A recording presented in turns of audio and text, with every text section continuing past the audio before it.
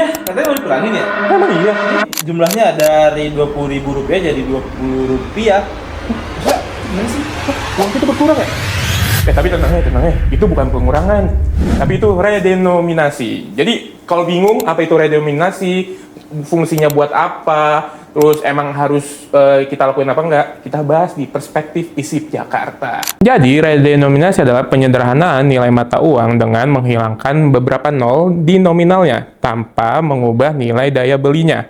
Misalnya nih, kamu tahun ini beli kopi harganya Rp15.000. Nah, ketika kebijakan ini diberlakukan, harga kopi tersebut tetap 15 tanpa ribu di belakangnya.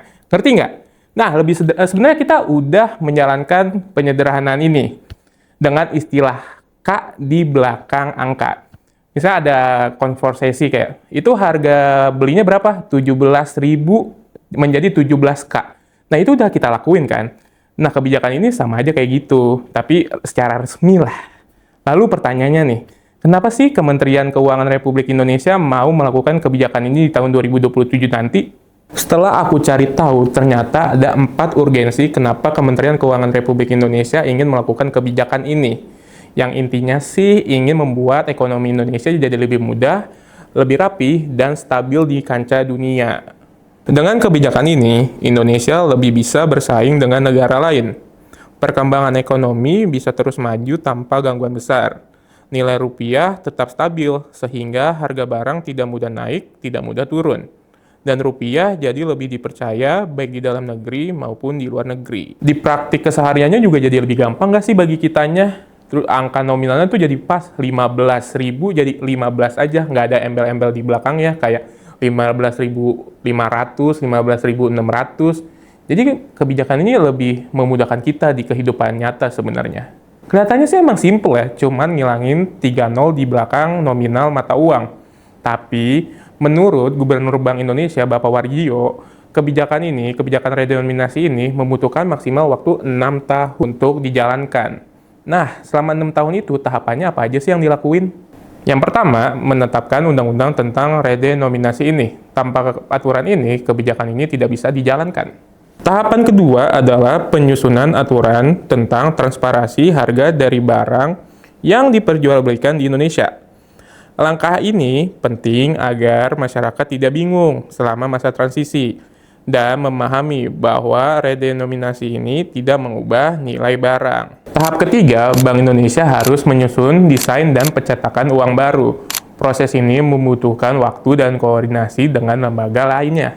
Tahap keempat adalah masa transisi. Ketika uang lama dan uang baru masih beredar, transaksi harus bisa menggunakan kedua uang tersebut. Dalam proses ini, memang yang paling penting adalah sosialisasi terhadap masyarakat terkait perubahan yang cukup masif ini. Terkait dengan adanya rencana kebijakan ini, masyarakat terbagi menjadi dua. Ada yang setuju dan ada yang tidak setuju.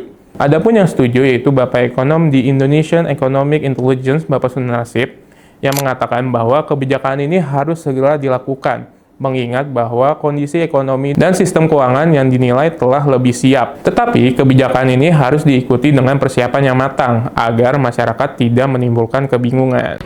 Menurut gue sih kalau redenominasi mata uang RI ya, rupiah gitu, di kondisi yang sekarang sulit sih karena indeks ekonomi gitu ya, ekonomi kita belum stabil, terus masih banyak masalah huru-hara di negara kita yang ya bisa dilihat sendiri kan banyak di sosial media. Jadi untuk kemungkinan redenominasi itu sangat-sangat sulit. Menurut gue kalau misalkan kedepannya bisa pelan-pelan menstabilkan ekonomi, mungkin ada kemungkinan bisa redenominasi gitu, tapi kalau gue sih masih agak skeptis. Ada pun yang mempertanyakan kebijakan ini, seperti ekonom dan pakar kebijakan publik Ahmad Nur Hidayat, yang mengatakan bahwa masalahnya bukan di konsepnya, tetapi di timing dan motivasi di baliknya. Apakah kebutuhan objektif perekonomian atau hanya langkah kosmetik untuk meninggalkan legasi politik perekonomian yang tampak elegan di atas kertas? Ya, kebijakan ini masih ada 2 tahun sih untuk dikaji.